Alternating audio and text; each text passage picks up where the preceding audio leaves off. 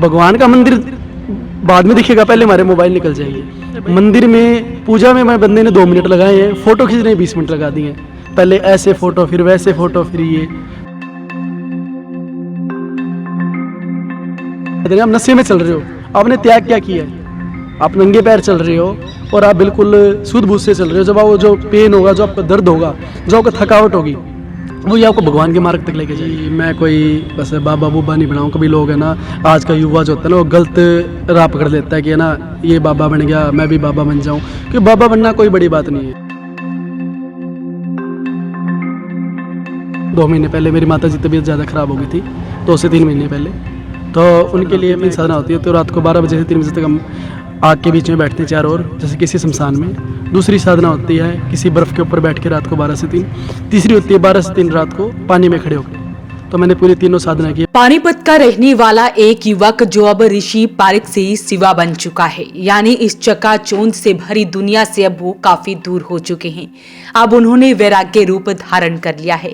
पहले आप ये तस्वीर देखिए जिसमें आप ऋषि को देख रहे हैं, जो अपना जिम चलाते थे, लेकिन जिंदगी में एक समय आया कि उन्होंने सब कुछ त्याग दिया और साधना करने लगे। दरअसल इनकी माँ काफी बीमार रहने लगी थी, जिसकी वजह से इन्होंने साधना करने का मन बनाया और अपनी मां के लिए जल में, अग्नि में और बर्फ के बीच साधना की है। एक बार सुनते हैं ऋषि से बने शिवा को।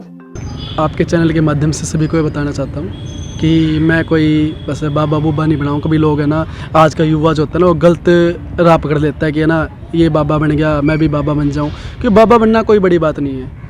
आज लगा लो कि आपकी कमाने की इच्छा नहीं है, अपना परिवार चलाने की इच्छा नहीं है, अपनी जिम्मेदारियों से भागते हो, आप वैराग्य अपना सकते हो, कोई बड़ी बात नहीं है। वैराग्य दोस्त क्या होता है? वैराग्य सबसे बड़ा है कि आपने अपने कर्तव्यों को निभा के अच्छे से, तब आप भगवान की भक्ति में लीन होते हो। वैराग्य वो है।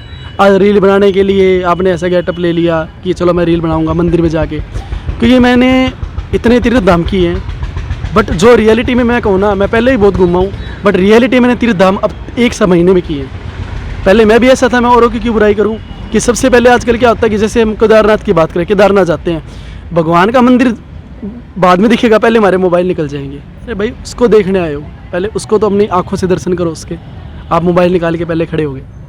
तो ये सब चीज़ें हैं। बाकी मैं अपनी बात करूँ तो आज से 2 महीने पहले मेरी माता जी तबीयत ज़्यादा ख़राब हो गई थी, 2 से 3 महीने पहले। तो उनके लिए मैं एक मेरे गुरुजी हैं, गुरुजी उनको मानता हूँ।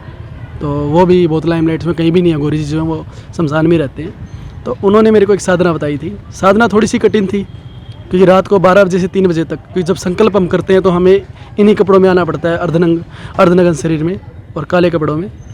तो उसमें क्या होता है, रात को 12 से 3 साधना होती है, 3 साधना होती है। तो रात को 12 बजे से 3 बजे तक हम आग के बीच में बैठते हैं चारों ओर, जैसे किसी शमशान में।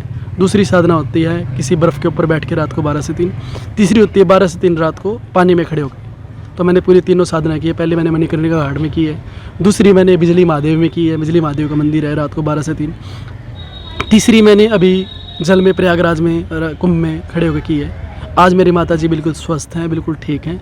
नहीं तो रिपोर्ट्स में सर से मैंने शेयर भी की है कि उनकी 50 SpO2 थी और 50 से एकदम से 90 भी आई है, वेंटिलेटर से बाहर है, ICU से ही बाहर हैं, आज घर पे बिल्कुल स्वस्थ हैं। तो यही भक्ति की शक्ति है।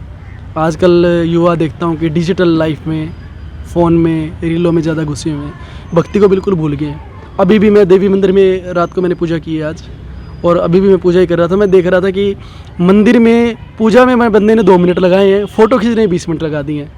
पहले ऐसे फ़ोटो, फिर वैसे फ़ोटो, फिर ये।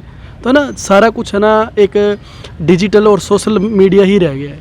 भक्ति तो लगा लो कि अगर बात करें, मैं आपको एक बात बताऊँगी, आज आप केदारनाथ, वाराणसी जैसे अच्छे अच्छे शहरों में आज आप मोबाइल बंद कर दीजिए ले जाना, आज आधा टूरिज़्म कम हो जाएगा।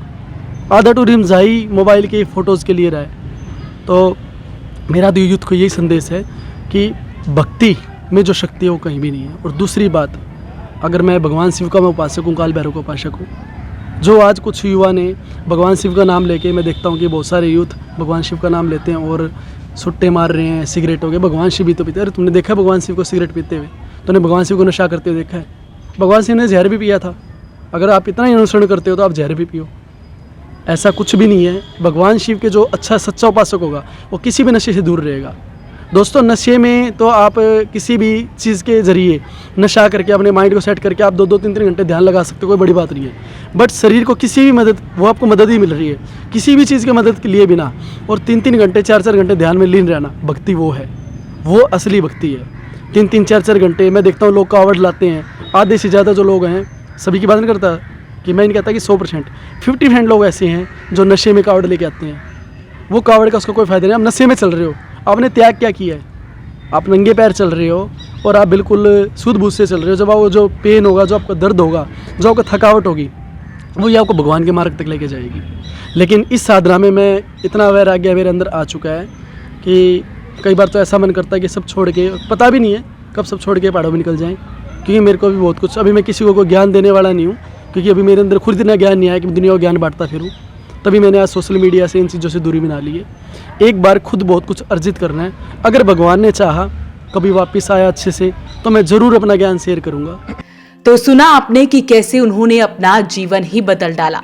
इतना ही नहीं, वो लोगों को एक संदेश दे रहे हैं कि सोशल मीडिया से हटकर लोगों को वर्तमान की जिंदगी जीनी चाहिए। ये एक नाटक चल रहा है, जैसे हम फिल्म देखते हैं, फिल्म नाटक स्टार्ट होता है, उस नाटक में हम देखते हैं कि स्टार्टिंग में क्या होता है कि हमें कुछ नहीं पता होता कि कौन इसमें विलन है, कौन उसमें, कई बार ऐसा होता है शुरू में वो बच्चा बहुत अच्छा दिखाया जाता है बंदा, लास्ट में हमें पता लगता है कि मेन नेगेटिव कैरेक्टर वो ही था।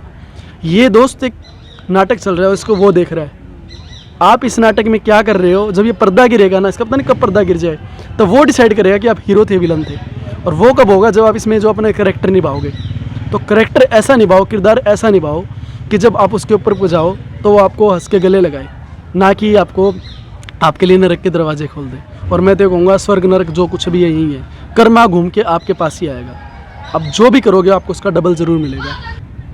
आपको व्यायाम बहुत ज़रूरी है। अभी भी मैंने देवी मंदिर में, मैं रात को यहीं पे सोया था देवी मंदिर में ही, मैंने रात सुबह 4 बजे उठ के भी यहाँ पे दंड किए हैं, मैंने व्यायाम किया, परिश्रम किया है।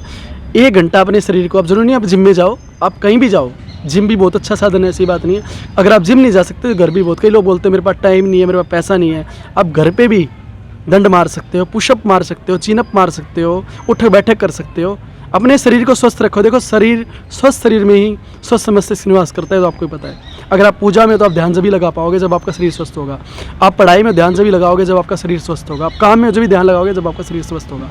तो 1 घंटा अपने शरीर को भी ज़रूर दें। और एक बात दोस्तों और कहना चाहूँगा, नॉन वेज, देखो मैंने भी, मैं आज ना सबके सामने कबूल भी कर रहा हूँ कि मैंने बहुत नॉन वेज खाया है, मैंने भी बहुत, लेकिन है ना बाद में एहसास हुआ। मेरे साथ जब एक इंसिडेंट हुआ तो मैंने उसमें भी एक चीज़ देखी है कि अभी मेरे साथ इंसिडेंट हुआ था जब मैं बेड पे था, तो मेरे को लास्ट में वो सब चीज़ें याद आई, कैसे मैं किसी जानवर को खा रहा था। जब मेरी मदर बीमार हुई तब मेरे को एक सीन याद आया कि मैं एक बार एक चिकन खाने गया था, तो मेरे सामने एक मुर्गे को जब लेके गए तो उससे छोटा सा मुर्गा वो मतलब कूद रहा था, या तो उसका बच्चा होगा, जो भी होगा मेरे को नहीं पता।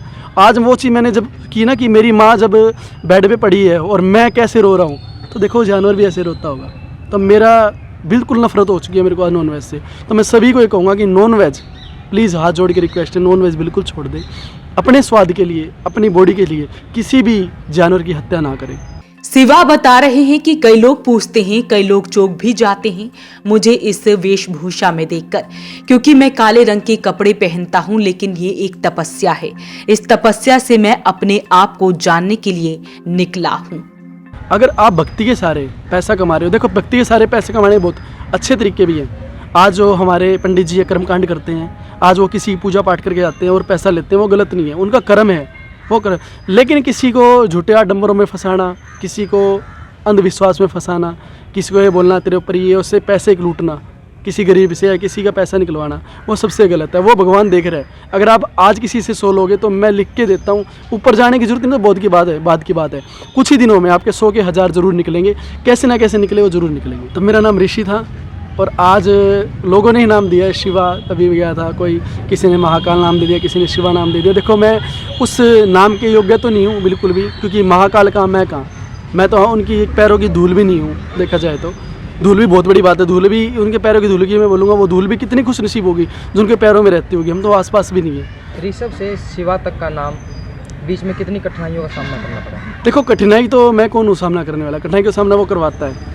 आज मैं बोलता हूँ कि मैंने कर दी, नहीं मैंने कुछ नहीं किया, मेरे से वो करवाने वाला वो है। हाँ, जब हमने उसको अपनी शरण में, हमने है ना अपने आप को उसकी शरण में दे दिया, तो कठिनाइयों का सामना वो करेगा। आज है ना, मैं झूठ नहीं बोलूँगा कि मैं बर्फ़ में रहा, मेरे को ठंड हुई, मेरे को पता ही नहीं लगता। मेरी गर्मी एक शरीर में, भक्ति की गर्मी एक ऐसी गर्मी होती है, शरीर में एक ऐसी गर्मी उत्पन्न होती है कि आप है ना तो आपको कोई ठंड, ना आपको कोई भूख, ना आपको कोई प्यास, ना आपको कोई पैरों में जलन, ना आपको कोई कंकर पत्थर पे आप चल रहे हो, कोई आपको दर्द का एहसास नहीं होगा। तो भक्ति में इतनी शक्ति है कि लोग आजकल अंधविश्वास में ज़्यादा पड़ रहे हैं। देखो, अंधविश्वास, मैं कहता हूँ विश्वास। आपने बहुत अच्छा क्वेश्चन किया। एक तो विश्वास, एक होता है अंधविश्वास।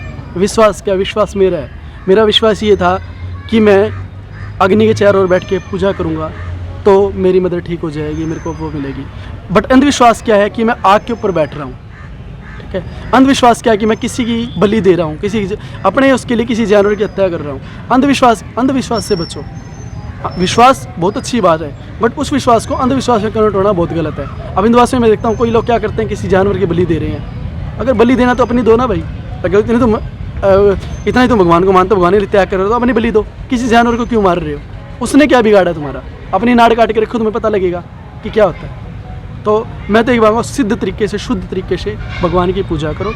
और मेरे हिसाब से मैं जो बता रहा हूँ, मेरा ये लास्ट इंटरव्यू था। वैसे तो मैं फेम और इससे बहुत दूर जा चुका हूँ, ना मेरे को चाहिए। मैंने अपने टाइम में बहुत फेम कमाया है और आज मैं रियलाइज़ कर चुका हूँ वो सब जो कुछ भी है ये सब जीरो है अगर आप भगवान में नहीं हो तो। आज मेरा ये लास्ट वॉइस ऑफ पानीपत के माध्यम से मेरा लास्ट इंटरव्यू है। शायद मैं कभी आपको सोशल मीडिया पे कभी दिखाई भी ना दूँ। तो मेरे 2 ही संदेश मैंने आपको दिए हैं कि अपने माँ बाप की सेवा करो और नशे से और नॉन वेज से दूर रहो, और किसी भी प्राणी को, किसी भी बेजुबान को सताओ मत। उसमें आपके माँ बाप भी आते हैं। अगर आप अपने माँ बाप को रुला के, किसी भी प्राणी को रुला के अगर आप चाहते हो ना, एक संदेश और मेरा ये है कि जो मैंने देखा केदारनाथ में लोग जाते हैं, बद्रीनाथ पे लोग जाते हैं, जो बैठ के वैष्णो देवी पे किसी जानवर पे बैठ के जा रहे हैं, तो रिक्वेस्ट हाथ जोड़ के आप वहाँ पे मत जाओ। अरे एक पशु को तंग करके आप कैसे पशुपतिनाथ को, कैसे उसको प्रसन्न कर सकते हो? तो इससे अच्छा अपने घर पे हाथ जोड़ लो, वो सबसे अच्छा है। बट किसी जानवर को अपने दर्शनों के लिए दुखी मत करो। अगर आपकी श्रद्धा है तो आप पैदल जाओ, हेलीकॉप्टर से जाओ, बट हाथ जोड़ के रिक्वेस्ट है, किसी भी पशु को तंग ना करो। धन्यवाद।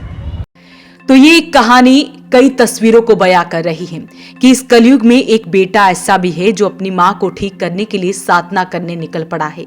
हालांकि उनकी इस साधना से अब उनकी माता की तबीयत काफी ठीक है। वहीं दूसरी तस्वीर उदाहरण दे रही है युवाओं को कि इस चकाचौंध भरी दुनिया से सोशल मीडिया से दूर रहकर भक्ति की जा सकती है। तो ऐसे में ऋषि से शिवा बने, इनका कहना है कि बस इतना ही है कि भक्ति में ही सारी शक्ति है। क्या कहते हैं इस वीडियो को लेकर हमें कमेंट बॉक्स में जरूर लिखें और वीडियो को शेयर जरूर करें। वॉइस ऑफ पानीपत के लिए सूरज शर्मा के साथ कुलवंत सिंह की रिपोर्ट।